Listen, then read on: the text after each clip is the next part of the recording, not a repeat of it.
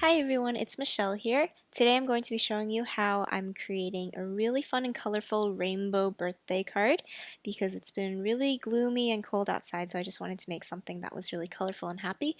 So you can see I've pulled out a bunch of inks here that are in a rainbow pattern, and I have my card base here, which is cut to 4¼ by 5½ and is a top folding card. And this is going to be mostly a one-layer card, so I can just stamp directly onto this. So I pulled out some scrap paper and some painter's tape, and I'm just going to tape my card base to the scrap paper along the fold so that when I do any stamping I can make sure it doesn't bleed over to the back of my card. You can also use washi tape or post-it tape for this, just something that's repositionable and that you can peel off easily at the end. And this also helps just to hold your card in place while you're doing all this stamping. So I have one of the stamps from this new stamp set from the Alleyway Stamps, which just have a bunch of stamps that you can use to build a pattern or just use by themselves. And then I also have a sentiment that says birthday wishes from another stamp set. So I'm going to go ahead and start stamping this, and I'm starting with my middle color actually because I want to make sure that I get all those colors in, and starting from the middle really helps you to visualize how much space you have left for the other colors as you're going, because if you start from one end and you end up having too much space or not enough space, then you just end up leaving some colors out, which is not so great in a rainbow. So this just really helps you to do that. So I'm going to go ahead and stamp this at a diagonal. And sorry my head gets in the way here, but I just want to make sure I'm perfectly aligning this. And these stamps are really nice because they're the perfect length to go across the long part of a card. So if I were to do this vertically, it would completely cover the entire length of that. But because I'm doing them diagonally, sometimes I have to stamp it twice, but they interlock perfectly and it looks like just one continuous stamp, which is really nice. So I'm just going through all these colors, inking up my stamps, and then wiping it with a baby wipe in between each to get the extra ink off.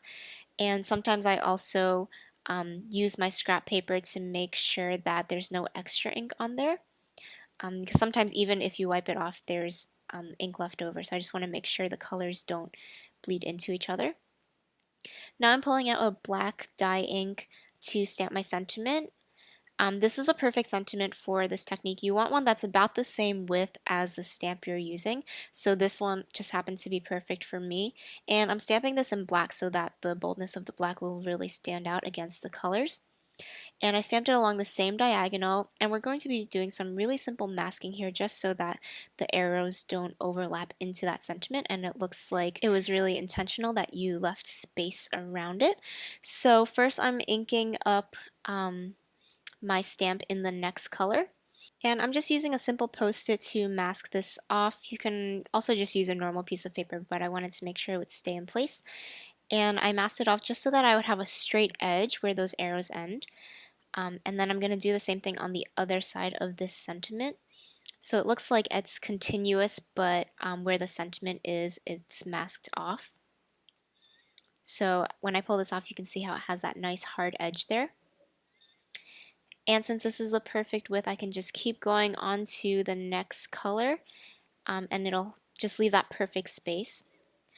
So that's all the stamping that I'm going to do for this card. If you want, you can leave it as is, and it's a really nice one-layer card, and it would also be great to make a lot of these at once so that you can just stamp a bunch of the same color at once and then go on to the next card and then do the next color that way.